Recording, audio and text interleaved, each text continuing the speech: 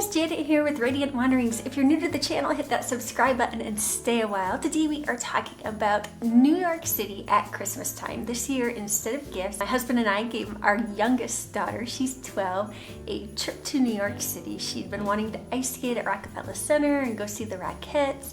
And to top it off, we even invited her cousin to meet us there, so she was so excited. We had an amazing time, so let's get into it and figure out why. Okay, so when you're heading to New York City, you can fly into LGA, LaGuardia, Newark, which is EWR, or JFK, so you have quite a few options, so price check all of those. Then from the airport, you can either take a shuttle or a bus or the subway, or what we ended up doing was taking an Uber this time. Last time when I went in November, I took the subway when I was just on my own, but with 4 people, it kind of almost paid for itself to do the Uber, and it was a much nicer ride. We stayed in Midtown. I really love this location. It is within walking distance to Central Park, to Times Square, to Rockefeller Center, Bryant Park, Macy's, the cruise terminal, so it's just a really convenient location. Yeah, this time we stayed at the Hilton New York City Midtown.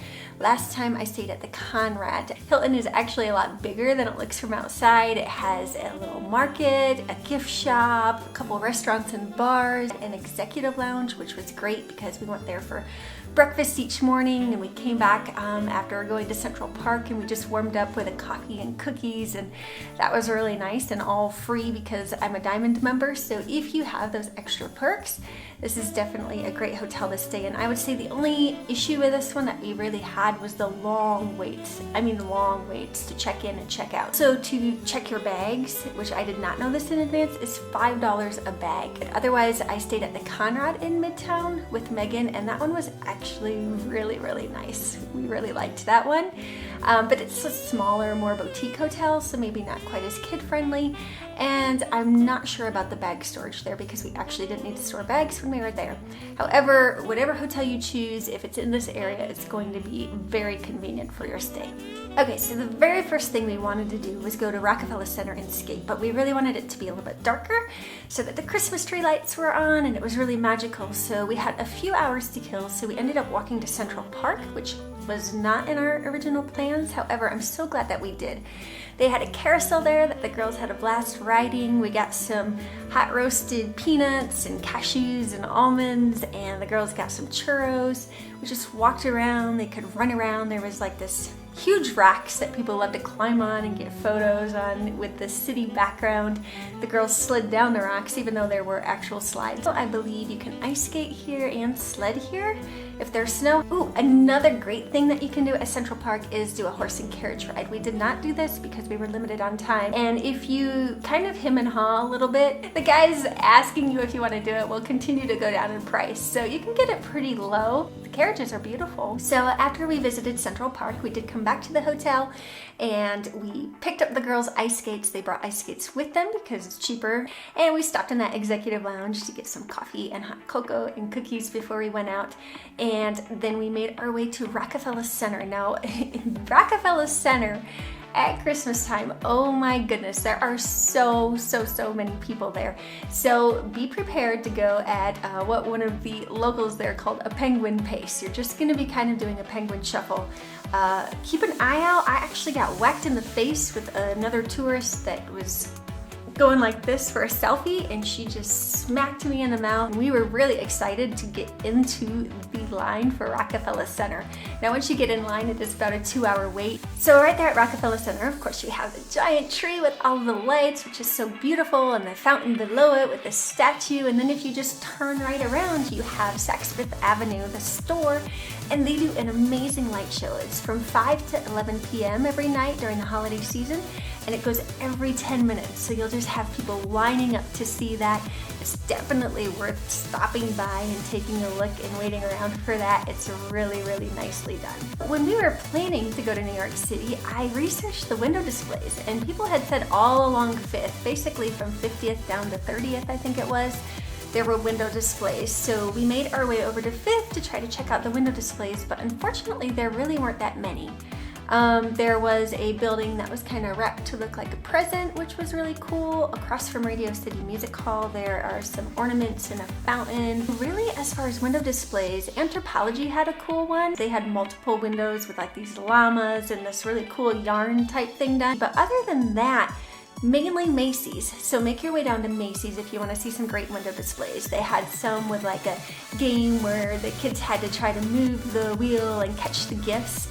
They had another one where you took a selfie and it made you into an elf. They had one with this giant dog, and if you rub the dog's nose, then it would kind of scratch itself. So it was a lot of fun. And then also at Macy's, if you go before Christmas, of course, they have the huge Santa Winter Wonderland, which is upstairs. Unfortunately for us, this was closed because we went after Christmas, so of course Santa was gone. But kids can write letters to Santa there, and I've heard that it's really magical. Alright, so on our second day, we wanted to go to Bryant Park. I had heard so many people say, don't skate at Rockefeller Center, go skating. The local skate at Bryant Park, and plus it had a bunch of kind of Christmas market type area set up. So we had to walk down there and see what it was all about, and I am so glad that we did. This place is just magical. There are so many shops with like anything that you would want to buy for gifts. So there's hats and gloves and scarves and mittens and books and lanterns and candles and this incredible chocolate. But they also had this cute, adorable little carousel there, which unfortunately was not running when we went because it was raining again. So it's free to skate if you have your own skates. So our girls skated again there. They brought their skates with them. Unfortunately, we had to buy ponchos because it was just pouring down rain. So they made the most of it. They still had a great time.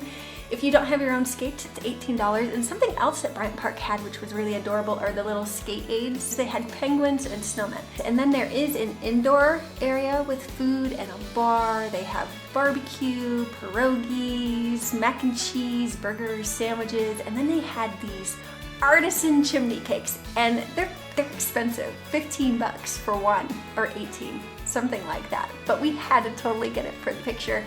And it was so yummy. So you can get one with hot cocoa, one with coffee, one was a s'mores type thing, and then Noelle and I ended up getting the apple strudel. So it had apples and caramel, and then you just put a ton of whipped cream on top, and it was so good. And then in addition to that, we shared one of those, and we got a $3 cup of hot cider to warm us up, and that was perfect. And then I did get some mac and cheese with the truffle oil, which was really good. Teresa got from one of the food vendors outside these rice balls, which looked amazing. So definitely lots of food. There's also a stand with beautiful strung lights across it that has like the spiced wine and cider, cocktails, beer, anything you would want. So it's really a great place. If you are there during the holidays, you have to check it out. I think one of the locals said they set it up in October. So probably beginning of November, I bet it is up. So once the girls were done skating at Bryant Park, we had to walk through Times Square on our way back to our hotel. We just had to cut over a street and see all the excitement of preparing for, of course, the New Year's Eve ball drop. So we went through there. It was madness. It was pouring rain. The dancers were out practicing in their ponchos for the next day. The ball, we didn't see the ball up yet, so we were sad about that. We were hoping it would be up, but it wasn't. The girls liked that a lot less than I thought they would. I thought they would love the lights. It's just vibrant and bright and something that you never see anywhere else and you see on TV. But they actually, I think they were overstimulated there. They had no desire to stay, and it is really, really busy there. However, we did stop at a restaurant there, which was so yummy. It was an Italian restaurant. It was beautifully decorated for Christmas. And it was actually really affordable because they do family style dining. So you walk in and you think, whoa, 30 bucks for a dish, but that feeds 4 people. And they bring you a basket of bread to begin with, and it's just really a great restaurant to choose if you want to warm up and get out of the cold for a little bit. I would make reservations here because we came at 8:30 or 9, and it was still a 45 to 50 minute wait for 4 of us.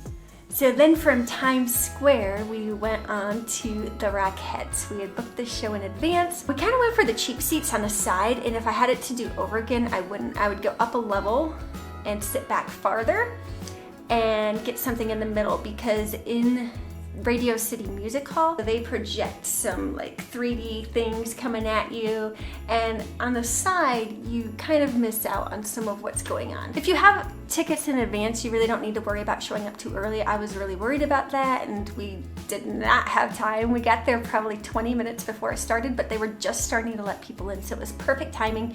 You have reserved seats, so that's not a concern. You do have to go through metal detectors here, so be prepared to open your bag and go through a little bit of searching to get inside. Once you're inside, Radio City Music Hall is beautiful. I hadn't been in, I had never seen the inside. They have this huge chandelier. Of course, they have all kinds of food and drinks for sale. Unfortunately, once the show starts, no photography or videography is allowed, and I really thought they were saying because the flash is distracting. So I did try. I got a teeny tiny bit of video with no flash, nothing, but then I almost got us kicked out, so I have nothing else.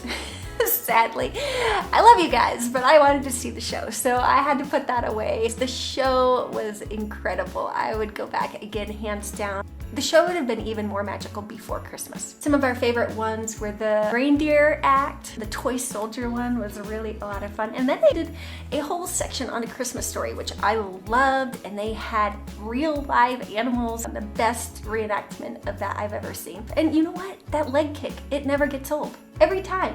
Outside of Radio City Music Hall, also by the ticket office, they have a window display with giant gingerbread Radio City Music Hall, like a giant gingerbread tree. And of course, during the holidays, it's winter, so it's gonna be colder weather. So as you're walking and strolling and going from place to place, don't be afraid to stop in and do a little shopping. It'll warm you up. You can buy a few souvenirs. So that about covers everything that we did. There was one other thing that I saw when I was researching New York City. They have like an old time subway line that runs for the holidays, and I believe it's only on Sundays, but it's the same price as the other subway. So if you can find that, some people actually go as far as to dress up in old time garb. And I've heard each of the cars is decorated differently. You can walk between them, so it could be a lot of fun. I highly recommend going during the holidays.